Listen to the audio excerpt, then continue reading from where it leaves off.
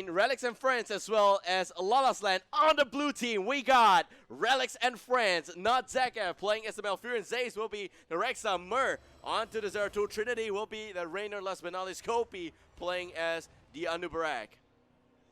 And on the red team, the team that has got such a strong comeback story that everybody wants them to win right now, except the organizers, because we want to go home. Just kidding. Lala's Land, Vendetta will be playing as Sonya. Telstro will be playing as Murdin. CW will be playing as the Lyric. A trophy onto Kilthas. Last but not least, Tanuki as Karazim. I do apologize if some of my jokes are a little bit inadequate because I'm into the 13 hours soon. And this is completely mind-blowing so far. It's a great experience. I miss casting for so long. But I don't miss the fatigue that comes along with it for sure. Alright, so nice rotation, or rather nice split here from Relics and Friends into all the different lanes already. They're getting a bit of extra soak effect, but we're also going to see a bit of a nice attempt here by Lala's Land to catch up in terms of splitting up the lanes. They will address Misha really well, and this is why before the game started I said Zaze Misha could be improved, could be a lot better. Could be because that, you know, he doesn't have enough time to train up with Fixate Misha. I think Fixate Misha kind of makes things a little bit better, more control for players, and that's really, really important. But it also means that you got to really pay attention to the position there. Gravity Labs by a trophy not connecting. Could have been a takedown there against Zaze. Very close. Now talking about talents, we got Flare instead of Hunter Gatherer for Rexar, as well as you could say regen, health regeneration for both of this Anubarak as well as Zeratul, Regen Master. Scouting Drone, Season Marksman. So going for Season Marksman instead of the Give Me More. We'll do a lot more damage, but we'll see if he's able to hold the aggression. Telstrom mid lane, some trouble there. We'll be okay. And on the red team, it is going to be Reverberation into Reanimation as well as Shot of Fury, plus Mana Addict and Transcendence. Some of those skeletal minions going towards Relics and Friends already. There we go, Kopi in a very dominating position, really. Lyric is just trying to take some time to come to the mid area, and yes, he finally swings by. They get level 4 first, which is why they want to make sure they wait for that. And there goes Misha. So this is where 7-sided strike would be a pretty good pick here, but of course they're not level 10, I'm just saying. Level 4 both sides, finally. We talk about talent in just a bit. Mur swinging by with the back lines. I'll scan through to see if there's anything that's really, really important. Nether Wind is pretty important. You see focus attacks as well. More direct click damage coming out from both the Zeratul as well as Rainer. Misha respawns, very, very low respawn timer on Misha. I think that you really want to increase the cooldown of, or rather respawn of Misha, because you want to punish and not allow teams to just really abuse Misha too much. Because 12 seconds is just way, way too fast. Nice attempt there by a trophy on the Gravity Labs. Flamescry is going to buy even more time here. But 28 against 31, very close. Vendetta there with the Whirlwind. And the Ancient Spear going in against Trinity. Backup is going to be positioned as well.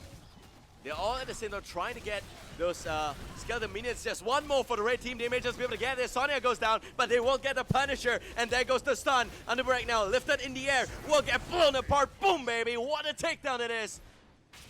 Level 5 both sides with a bit of EXP lead here for Lala's Land. Punisher will be joined by a trophy at the bottom lane. Rest of the team's now going to be here. They want to soak the lane. They want to get a level lead. And they're going to go for that directly. We're looking at the tower. Losing almost all ammunition. The Arcane is a little bit tilting. This Punisher is more on like Relic's side, because the Arcanes are not on the left side, more on the right side, randomly generated. But they still pick off Misha again. And Misha gives a quarter of an EXP, so it's really important to kill Rexar or Misha as much as possible, because those EXP will be good. They want to get the fort, they won't be able to get it, and this is a good push coming out from Lala's Land. Also, the lane's getting pushed out against Relics and Friends, not Zagav at the top lane, making sure that they're able to defend a little bit. Mid lane, we got CW here against Kopi. Kopi's gonna be fine, but it's close.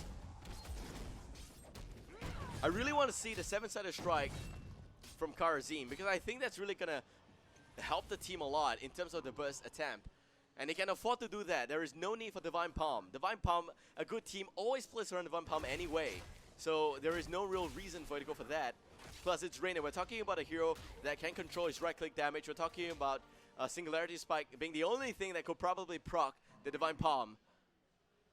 We've also seen Divine Palm with a little bit too much for my comfort from Tanuki. So I want to see the 7-sided strike, really.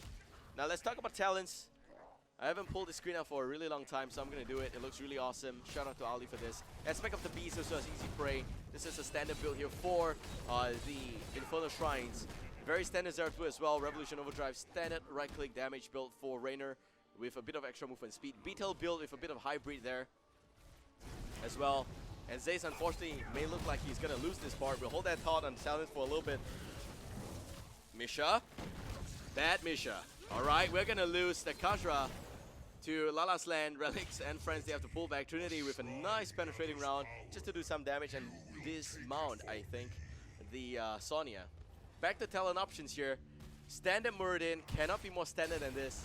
We've got Scarcely Reach, same build as the last game, same build on the Sonya. Mana Addict, Netherwind Fusion Bomb, same build as well. I've only seen My Revenge play Pyromanic before. Chain Bomb was reworked a little bit, but I feel that it still has got some damage. So, Pyromanic is my preferred build because there's just so much more can achieve with that. And Veneta a little bit out of position, but has the Whirlwind heals. I've been counting. And it seems like Relics and friends, they're not going to go and contest this shrine right now. But because it's 40 count, they're halfway there. They can still make it. But Zeratul is not keen at all to join the fight. He's looking at a bit of a bottom push here. He's not going to achieve anything at all. Teatro with the solo mid lane defense. And 40 skeleton minions right here for red team. Punisher is going to be a Mortar version. And we had a very dominating early game in the last game here for Relics and friends, but this one, it does not seem to be the case. The Rex up pick does not seem to be working out. The Punisher overextend a little bit, will not be wiping out those minions there, and going back to whack on the fort. Kopi looking for a flank. Zeratul is still nowhere near. We have one warrior being assigned to address this Zeratul at the bottom lane. And that's it. Zeratul will not be able to achieve anything. And Lala has got two warriors, which is why they can still continue its aggression. And the chain stun up on the back line. Rough of the Berserker, popped by Veneta already. They have the level 10. They have the heroics up. Everything looks very good. It's a very standard, and it is the 7-sided strike, by the way. So Tanuki proved me wrong. It's the 7-sided strike, by the way. So Tanuki proved me wrong. Show me your Karazim, please. Level 10 also hit by Relics and friends. It is going to be Locust Swarm as well as Tranquility, Hyperion. We're looking at Unleash the Boar, as well as the Void Prison for sure. Trinity spots out this position. He knows they're here. Or may not know they're here. Wow, he did not see them, and this is a problem. Trinity in a lot of trouble. Misha's not even here. The 7-sided strike doing a lot of damage against Kopi. Kopi needs to pull back, and we're gonna see the whole team caught by the entangling rope for the first time. That is a really good entangling rope by Notzak F. Great disengage. They will lose Rainer, but level 12 against level 10, we may be looking at game number 4. We got 3 against 1. We got a very convincing lead right now. Almost 1 full talent here up. But that's what happened in the last game as well. I think they were having 2-level lead, just like now. It's gonna be too close to call it still. It is definitely a good lead, but I will not say that the game is over. But it is a possible, it's a possibility that we are gonna see a 4th game. We're gonna lose the tower as well as the gate on the side of Relics and friends. The shrines will spawn in the mid lane. Impaled's gonna connect as well. We're gonna see some form of stun again. Misha. Misha goes down, opens the way for another 7-sided strike. And they're just really brawling their way to the fort right now. That's what I like about 3 warriors. You have so much aggression. You got so much help there. Mystical Spear also being picked up, which is why you could see that although the Ancient Sphere did not connect, Sonya was able to go and close the distance against the enemy right there.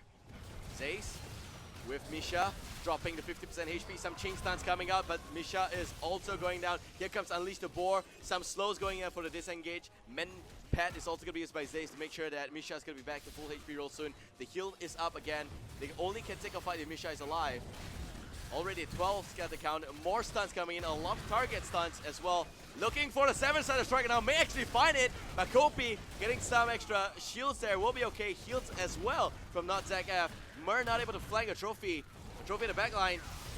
Pulling back. A trophy needs to go back. This is a problem right now. And Lala Slan is facing up against a possible Hyperion. 0-2 goes down. 7-sided strike. We're looking at more damage coming in from the kill thrust. Kopi goes down. And Trinity has to pull back the Space Cowboy against Sonya. Sonya's angry. She's mad. She's burning red right now. She wants a piece of the arena. And she will get it. Zace now also in some trouble. I mean, Misha, of course, will go down.